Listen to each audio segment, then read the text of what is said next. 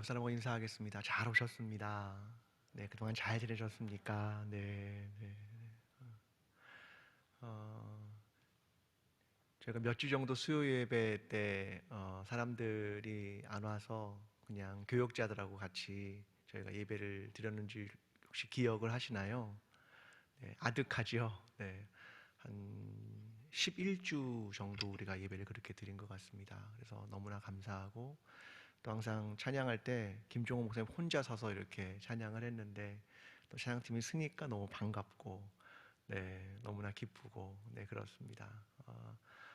잘 오셨습니다. 네, 환영하고요. 네 잠깐 같이 기도하겠습니다. 하나님 감사합니다. 수요 기도회를 다시 모여서 이곳에서 함께 드리게 하시니 하나님 참 감사합니다. 그리고 여전히 가정에서 잘 인내하며 또 예배드리는 사람들을 있게 하셔서 참 감사합니다. 이곳에 모였든 가정에 흩어져 있든 우리가 있는 그곳에서 성령의 임재와 우리와 함께 하시는 주님을 경험하기를 간절히 기도하오니 주님 우리 가운데 역사하여 주시옵소서.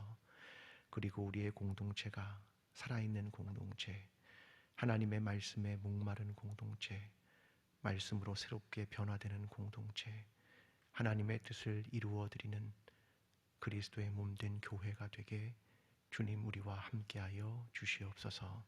예수 그리스도의 이름으로 기도합니다. 아멘. 네, 드디어 이제 오늘부터 사도행전 강해가 시작이 됩니다. 사도행전 우리가 잘 아는 말씀이기도 하고 그런데 우리가 다시 또 보고 싶은 이유가 사실은 있습니다. 전체적인 주제는 이렇게 잡았는데요. 잃어버린 교회를 찾아서라는 주제를 잡았습니다. 따라해 볼까요? 잃어버린 교회를 찾아서. 네. 사도행전을 전체를 이해하는 게 왜 중요하냐면 성경 전체의 신약 성서를 이해할 때 역사서는 사도행전밖에 없기 때문에 신약 성서를 이해하는데 사도행전을 이해하는 게 중요한 내용입니다. 그리고 중간중간에 있는 이제 서신서들이 다 그 안에 많이 들어와 있기 때문에 그 서신서를 이해하기 위해서도 사도행전을 이해하는 건 대단히 중요한 일입니다. 근데 왜 우리가 사도행전을 선택을 하게 됐냐면 오늘날의 상황 때문입니다. 저는 오늘 우리가 맞고 있는 코로나19라고 하는 상황이 우리에게 재고라고 하는 걸 생각하게 했다고 생각합니다. 재고 혹은 반성 혹은 다시 생각하다. 이것을 우리에게 생각하게 하는 그런 시절이라고 생각을 합니다. 그래서 우리가 그동안 알고 있었던 교회 이것은 맞는가? 다시 재고해 보고 싶어서 그래서 사도행전을 붙들게 되었습니다. 저는 알미란 두 가지가 있다고 생각합니다. 사람이 무엇을 안다라고 하는 건 인식론이라고 말하는데 크게 두 가지로 안다라고 하는 걸 설명할 수 있다고 생각합니다. 하나는 뭐냐면 우리가 지식으로 머리로 안다 이런 걸 이제 관념론 이렇게 이야기를 하죠. 머리로 이해하는 것이고 또 책을 가지고 이해하는 것일 것입니다. 근데 또 하나가 있다면 삶으로 이해하는 것입니다. 삶을 통해 아는 것, 경험을 통해 아는 것, 그것을 의미합니다. 그러니까 안다고 하는 건 사실은 조금 다른 개념들이 있다는 것이죠. 자, 예를 들어 보겠습니다. 자, 어떤 분이 이제 은퇴를 하셨습니다. 그럼 남자들의 많은 사람의 로망이 있죠. 뭡니까? 좀 교회에다가 집을 예쁘게 짓고 거기에 좀 이렇게 텃밭도 일구고 그렇게 살아가는 로망들을 아마 가지고 계실 겁니다. 근데 저도 역시 그렇고요. 이제 땅을 가지고 이제 집을 하나 지었습니다. 그런데 도시 밖에서 산다는 건 반드시 생각해야 하는 것이 하나 있죠. 그건 뭐냐면 스스로 노동을 해야 한다. 이걸 전제로 하고 있는 것입니다. 또 도시에서 누릴 수 있었던 문화 이걸 내려놔야 하는 거고요. 가까이에 가게도 없습니다. 시골에서 살아가는 건 외딴 섬같이 때로는 무섭기도 할 거고요. 또 내가 그 마을에 들어가는 건 외지인이 되는 것일 수도 있습니다. 그래서 어떤 사람들은 꿈을 가지고 나갔다가 몇 해가 안 돼서 다시 도시로 들어오는 사람들이 있습니다. 왜 그런가요? 알매 문제입니다. 그걸 관념으로 이해하는 것과 몸으로 이해하는 것의 차이 때문 아니겠습니까? 이게 바로 관념과 경험이라고 하는 차이일 겁니다. 저는 사도행전이 보여주고 있는 건 저는 관념, 교리 이런 것 아니라고 생각합니다. 오히려 그렇게 말한다면 로마서가 훨씬 낫습니다. 로마서는 교리에 대한 설명을 하고 있기 때문입니다. 그러나 사도행전은 아닙니다. 그것은 경험, 삶, 여기에 대한 삶에 대한 이야기를 우리에게 말해주고 있기 때문에 그렇습니다. 여러분, 사도행전이라는 게 무슨 말입니까? 행함에 대한 기록이다, 이런 말입니다. 사도들이 행한 것을 기록했다, 이런 말이거든요. 근데 여러분, 이 행함이라는 게 왜 그렇게 중요하냐라는 거죠. 여러분, 기독교를 이야기할 때 처음에 믿음이라고 하는 게 되게 중요합니다. 우리는 무엇을 믿고 있습니까? 누구를 믿고 있습니까? 이런 믿음이라는 게 되게 소중한 것 아닙니까? 여기서부터 교리라는 게 나왔겠지요. 그런데 이 교리란 늘 이런 걸 말하죠. 하나님은 누구입니까? 우리는 누구입니까? 신앙이란 무엇입니까? 이런 얘기겠죠. 근데 이러한 교리는 실제로 어디서부터 나왔냐면 하나님의 말씀과 그리고 사람들의 신앙적 삶으로부터 교리를 끌어낸 것입니다. 자, 예를 들면 아브라함. 여러분, 우리는 믿음이 무엇인가를 이야기할 때 아브라함을 말합니다. 그런데 아브라함이 이렇게 말한 적이 있습니까? 여러분, 믿음이란 이것입니다. 이렇게 말한 적이 없습니다. 그럼 무엇으로 보여줬습니까? 자신의 삶을 통해서. 우리는 그걸 보고 믿음이란 이런 것이구나, 이걸 발견하게 되는 거죠. 그걸 이후에 로마서 같은 데서 설명을 하는 겁니다. 아브라함의 삶을 보니 그가 믿었다라고 하는 건 이런 것이야, 이렇게 이후에 설명을 하게 되는 것이죠. 그러니까 기초는 뭐냐면 그의 삶이었다는 겁니다.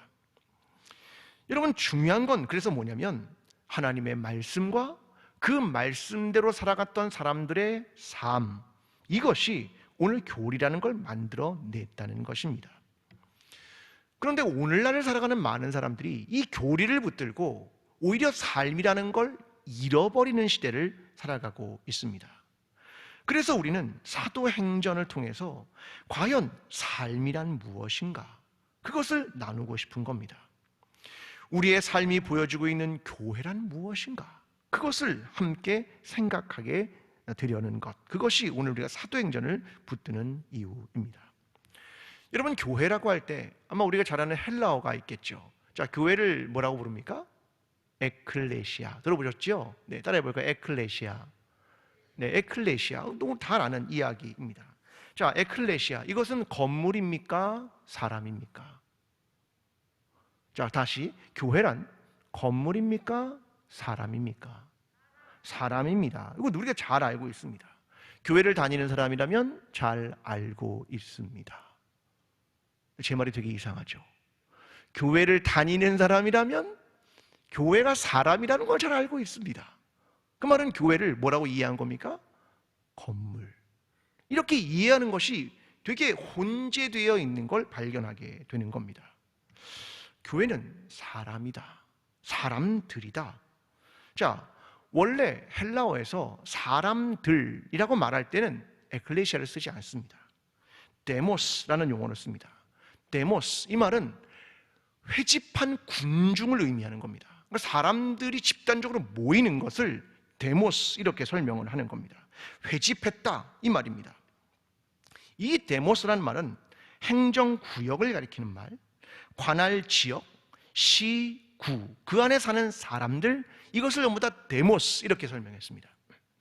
그런데 교회를 데모스라고 설명하지 않습니다. 에클레시아, 이렇게 설명한단 말입니다. 두 개는 어떤 차이가 있을까? 다른 의미가 있다는 겁니다. 자, 에클레시아라는 말은 원래 도시국가의 민회, 전쟁에 나가기 위해 모인 군대, 이것을 에클레시아라고 말했습니다. 자, 둘은 어떤 차이가 있냐면 데모스는 그냥 회집한 군중입니다. 모여있는 사람들. 근데 에클레시아는 다릅니다. 이건 뭐냐면 목적을 가지고 모인 사람들, 이걸 에클레시아라고 불렀다라고 하는 겁니다.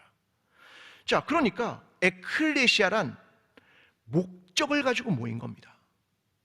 근데 그 목적이 흐려지는 순간 뭐가 됩니까? 데모스가 되는 겁니다. 목적을 가지고 모였는데 그 목적을 이루지 않고 여기에 관심이 없는 순간 그냥 회중, 의미 없이 모인 데모스가 돼버리는 겁니다. 여러분, 예루살렘 교회는 초기 교회의 자기의 사명을 감당한 겁니다. 그래서 에클레시아입니다. 에베소 교회는 에베소에서의 그 시대의 사명을 감당한 겁니다. 그래야 그걸 에클레시아 이렇게 부르는 겁니다. 그리스도인들은 가정 집에서, 회당에서, 광장에서, 카타콤에서 모였습니다. 그런데 그냥 아니요, 어떠한 목적을 가지고. 그래서 그들을 에클레시아라고 부르는 겁니다. 에클레시아는 그 목적을 위해 모인, 어디서 모였는지 모릅니다. 하지만 그 목적이 선명할 때 에클레시아라고 부르는 겁니다. 여러분, 우리 교회는 이제 필사를 시작을 했습니다. 창세기부터 시작했고요. 오늘 9장인데요. 여러분, 아직 시작하지 않은 분은 아직 늦지 않았습니다. 다시 시작하셔도 괜찮습니다.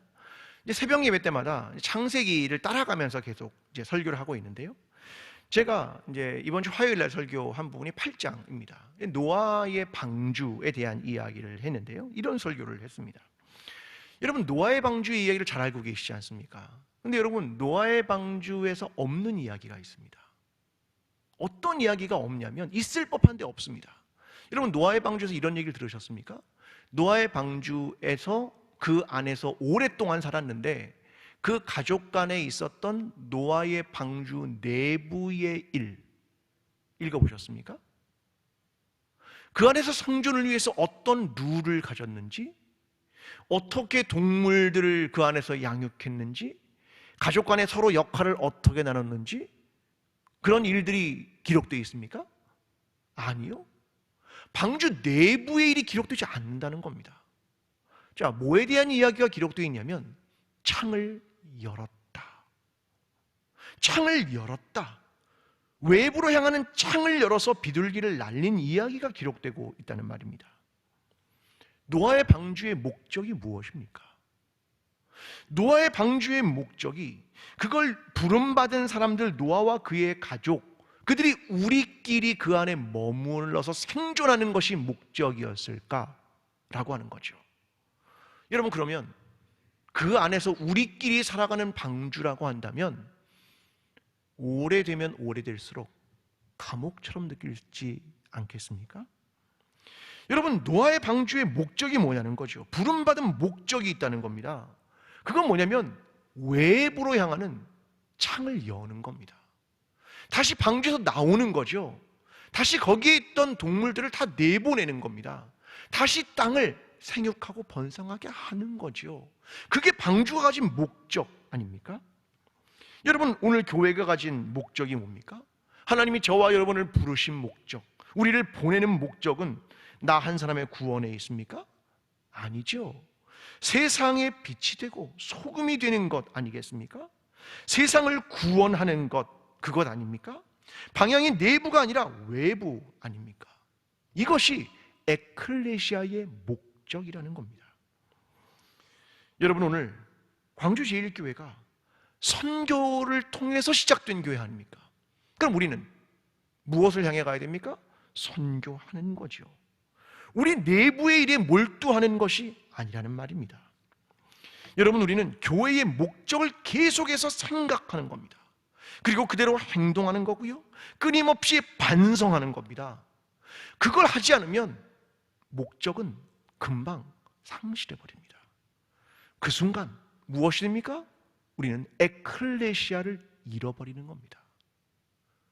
여러분, 성경은 이렇게 이야기합니다. 사도, 이 말을 씁니다. 사도가 뭡니까? 보냄받은 사람들, 이 말 아닙니까? 아포스톨로스, 보냄받은 사람들이라는 말입니다. 무엇을 위해요? 목적을 위해. 오늘 저와 여러분이 교회의 목적과 부름받은 이유와 보냄을 받은 이유, 그것이 무엇인가를 기억하며 그것을 잊지 않고 그 목적을 따라 살아가게 되는 저와 여러분, 에클레시아 된 광주 제1교회가 되기를 간절히 기도합니다. 자, 오늘 본문 1절부터 함께 보겠습니다. 자, 1절의 말씀을 한번 읽어보겠습니다. 자, 시작. 데오빌로여, 내가 먼저 쓴 글에는 무릇 예수께서 행하시며 가르치시기를 시작하심부터 아멘. 자, 사도행전의 저자가 누굽니까? 누가입니다. 누가. 자, 누가는 두 개의 책을 썼죠. 하나는 누가복음, 하나는 사도행전입니다. 근데 둘 모두 데오빌로라는 사람에게 이 책을 헌정하는 것으로 기록을 하고 있습니다. 자, 누가복음 1장 3절의 말씀 한번 보겠습니다. 누가복음 1장 3절 함께 읽겠습니다.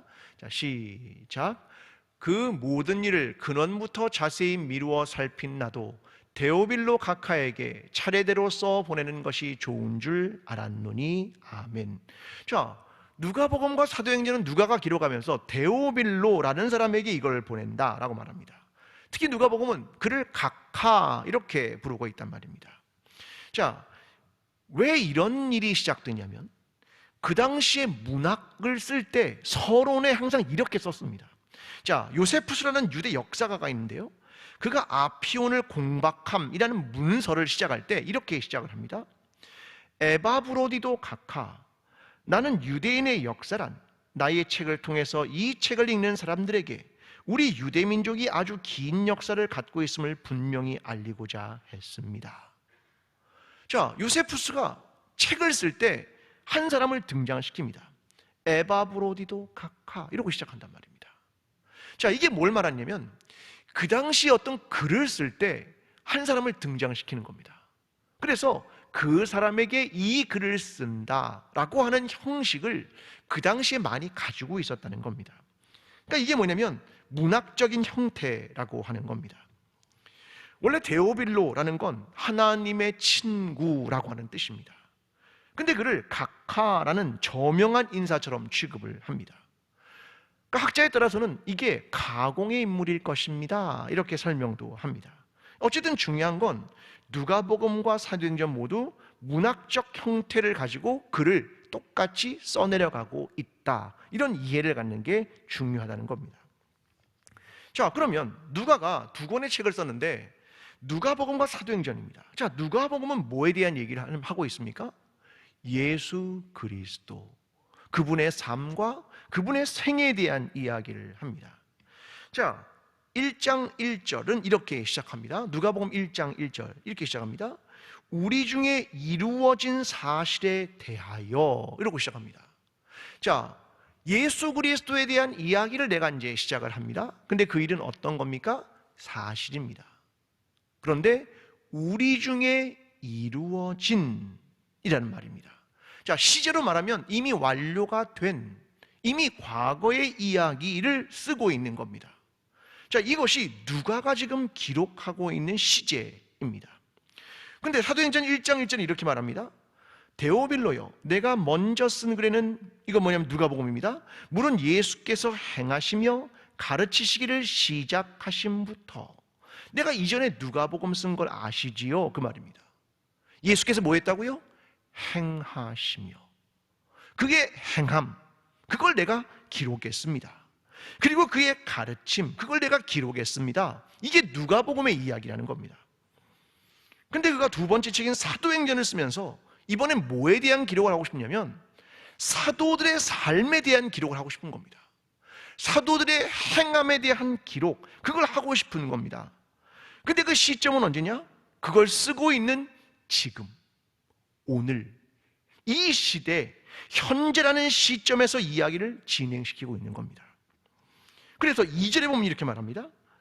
그가 택하신 사도들에게 성령으로 명하시고 승천하신 날까지의 일을 기록하였노라. 내가 지금 이걸 기록하고 있습니다. 현재. 여러분, 이걸 정리하면 이렇습니다. 누가복음은 과거 예수 그리스도의 삶에 대한 이야기, 사도행전은 오늘 사도들의 삶, 이것을 누가가 기록하고 있다는 겁니다. 저는 그래서 독자들로 하여금 과거의 예수 그리스도의 이야기와 현재 글을 읽는 독자의 현재 이 시대의 이야기의 삶을 우리에게 들려주고 그것에 대해서 질문한다고 생각합니다.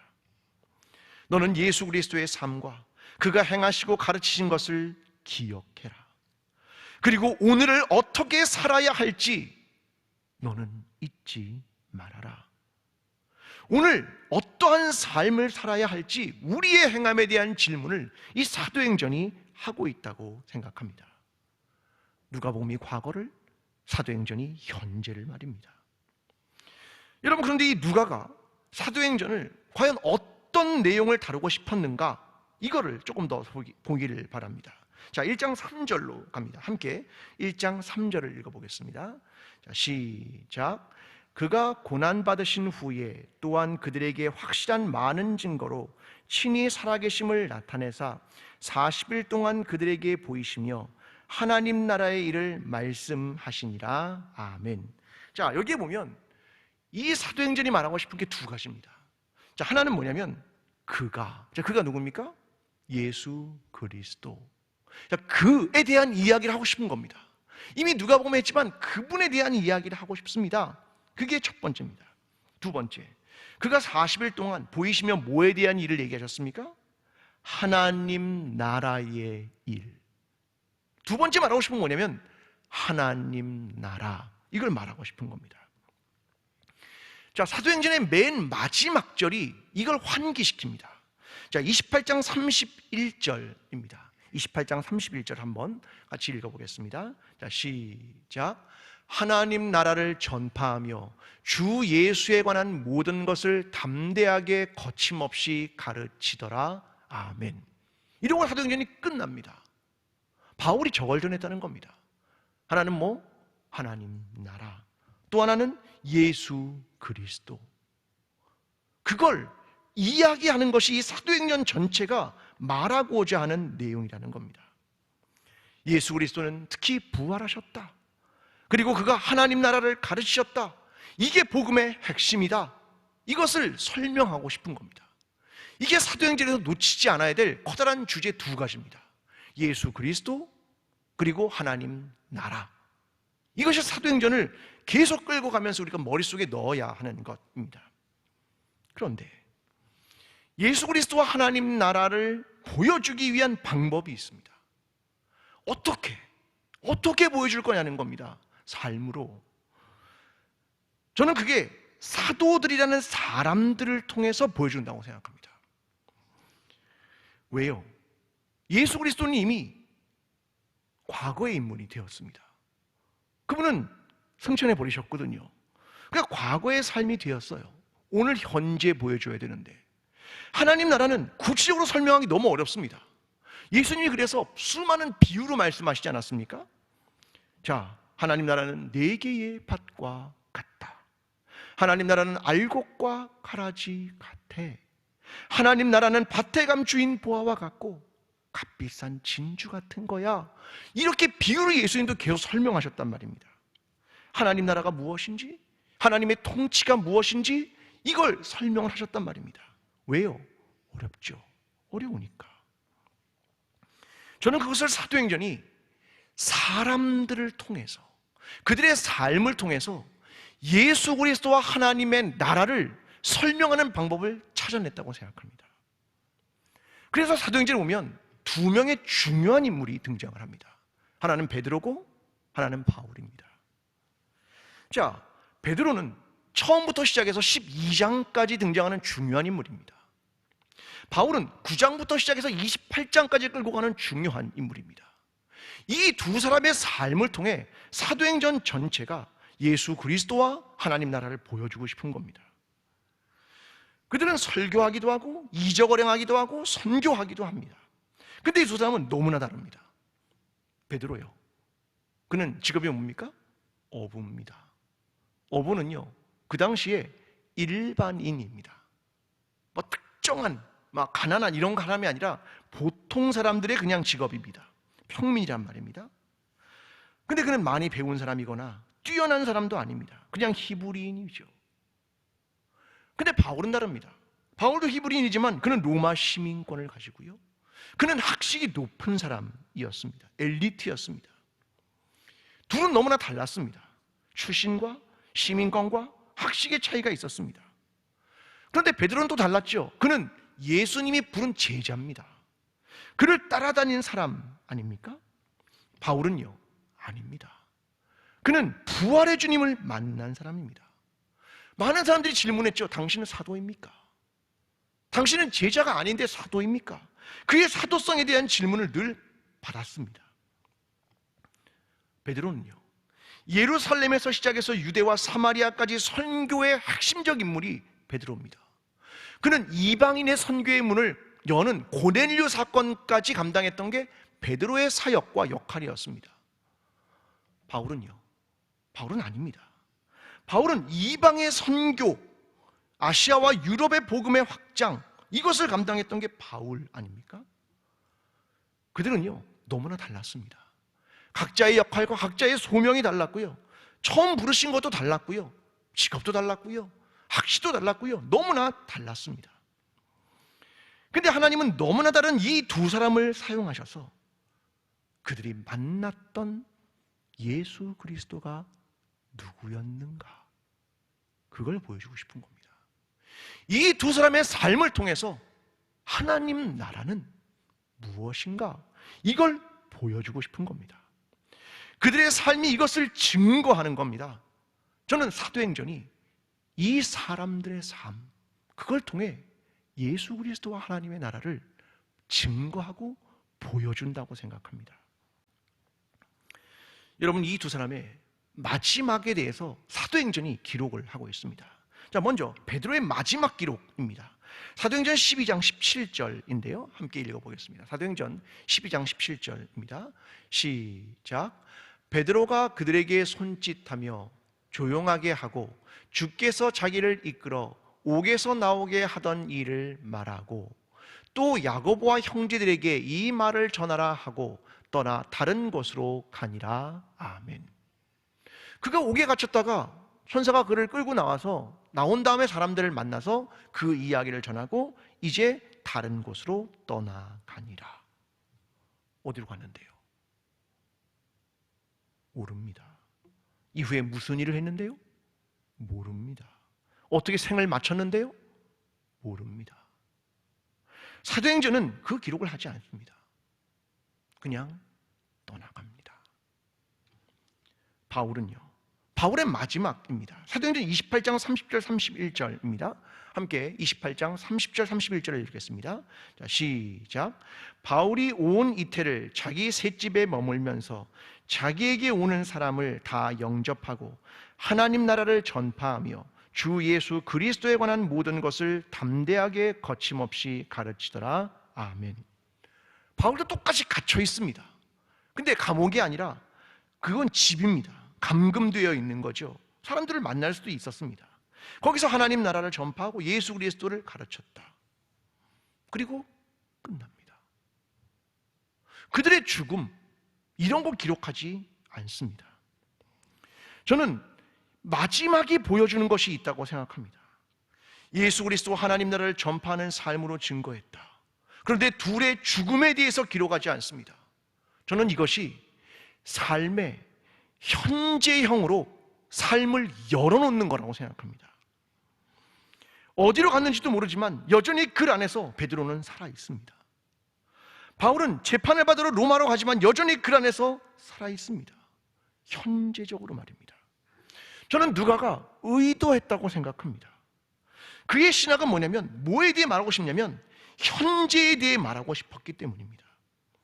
하나님의 역사와 선교와 예수 그리스도의 이야기와 설교와 가르침, 기적은 과거의 이야기로 끝난 것이 아니라 앞으로 미래의 이야기로 이루어질 것도 아니라 오늘 현재에, 그 현재에 복음은 어떻게 역동적으로 움직이고 있는가.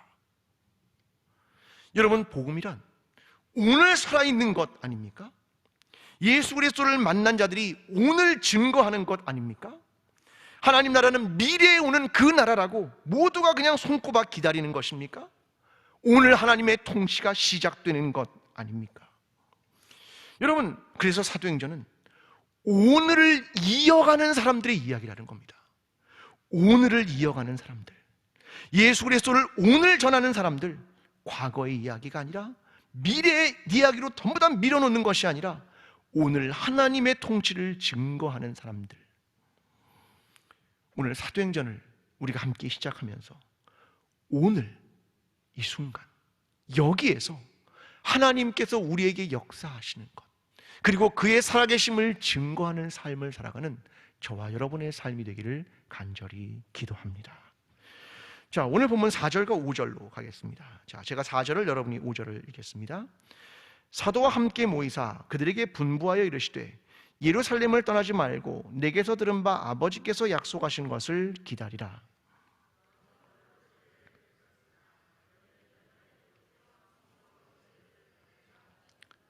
아멘. 자, 이 내용은 예수님의 말씀을 직접 화법으로 기록하고 있는 겁니다. 그래서 어느 성경들은 빨간색 글자로 되어 있죠. 자, 그런데 주님이 이제 예루살렘을 떠나지 말고 약속하신 것을 기다리라 이렇게 이야기를 했는데 누구와 함께 모였다고 말합니까? 사도. 누가복음이란 뭐라고 표현했겠는데요? 제자. 근데 사도행전은 사도라는 것으로 부름으로써 그들의 정체성을 명확하게 하라는 겁니다. 제자는 누굽니까? 따라가는 자들. 사도는요, 보냄받은 자들. 그들은 더 이상 제자가 아니다. 이제는 따라가는 자들로부터 보냄을 받은 자들이다. 그걸 설명하는 용어를, 정체성을 드러내는 사도라는 단어를 통해 보여주고 있습니다. 자, 그들에게 분부를 하십니다. 뭐라고 하시냐면 예루살렘을 떠나지 말고 아버지께서 약속하시는 것을 기다리라. 여러분, 그런데 이 기다림이라고 하는 건 구약부터 계속 등장하는 기다림이라는 걸 떠올립니다. 자, 아브라함도 기다렸죠. 갈대아 우르부터 나와서 계속 길을 기다립니다.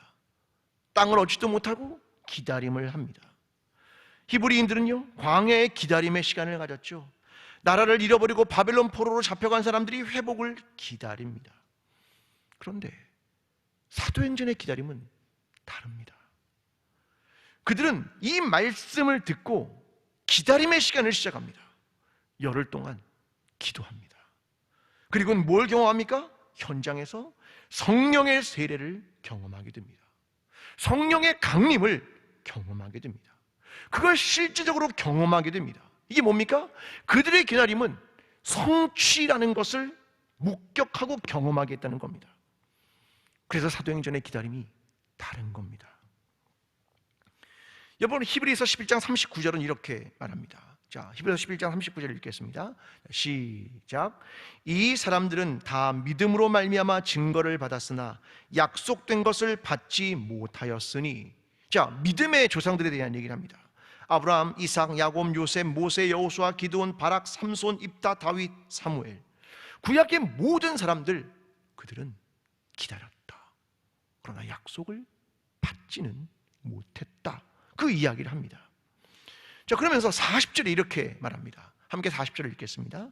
자, 시작. 이는 하나님이 우리를 위하여 더 좋은 것을 예비하셨은즉 우리가 아니면 그들로 온전함을 이루지 못하게 하려 하심이라. 아멘.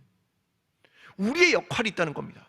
왜요? 우리는, 그들은 기다리고 약속받지 못했지만 우리는 성취, 여기에 나아가기 때문에 우리가 아니면 온전함을 이루지 못한다. 그 이야기를 하는 겁니다. 우리는 약속이 성취되는 것을 경험한 자들이다. 이것이 신약 시대를 살아가는 사람들이 가진 은혜입니다. 여러분, 사도행전의 기다림은요, 다릅니다. 왜요? 성취이기 때문에 그렇습니다. 너희는 성령 세대를 받을 것이다. 언제? 꿈에서? 미래에? 아니, 오늘이라는 시간에. 누가? 우리라고 하는 사람이 그것을 직접 성취하는 것을 목격하게 될 것이다. 그 말입니다. 여러분, 오늘 우리는 누구입니까? 미래를 향해서 그냥 무작정 기다리는 사람입니까? 아니면 그냥 예수 그리스도를 만난 단순한 이야기를 끊임없이 들려주는 사람입니까? 아니면 하나님 나라를 비유적으로 계속 설명하는 사람입니까? 아니요. 오늘 예수 그리스도의 살아계심을 증거하는 자들입니다. 하나님 나라를 여기에서 증거하는 사람입니다. 이게 교회입니다. 이것이 우리의 특권이고 우리의 사명이고 이것이 그리스도인과 교회의 삶이라고 하는 겁니다. 그것을 사도행전이 보여주고 있는 겁니다. 오늘 저와 여러분, 우리 교회가 오늘 여기에서 우리가 그 하나님의 약속의 성취, 그것을 삶으로 증거하는 새로운 사도행전을 함께 써내려가는 광주 제1교회가 되기를 간절히 축원합니다. 기도하겠습니다. 하나님 감사합니다. 사실 우리는 그렇게 보냄받을 만한 사람들은 아닙니다. 너무 연약해서 깨지기 쉽고 너무 쉽게 죄악에 빠지기도 하고 참 부족한 사람들인데 하나님 우리 같은 사람들에게 성령을 보내셔서 에클레시아를 삼아주시니 감사합니다. 우리를 부르신 그 목적대로 사도들이 삶으로 오늘이라는 시간 동안 예수 그리스도와 하나님 나라를 선포했던 것처럼 우리 교회가 우리의 삶이 오늘 여기에서 하나님 나라를 담대하게 예수 그리스도의 삶을 거침없이 증거하는 우리 교회가 되게 도와주시옵소서. 이제는 우리를 위하여 십자가를 지시고 부활하신 예수 그리스도의 은혜와 하나님 아버지의 끝없는 사랑과 성령님의 교통하심이 사도행전을 가슴에 품으며 오늘 여기에서 하나님 나라와 예수 그리스도를 증거하며 살아가기를 소원하는 모든 하나님의 사람들의 머리 위에 광주 제1교회 위에 나라와 민족 위에 지금부터 영원까지 함께 하시기를 간절히 축원하옵나이다. 아멘.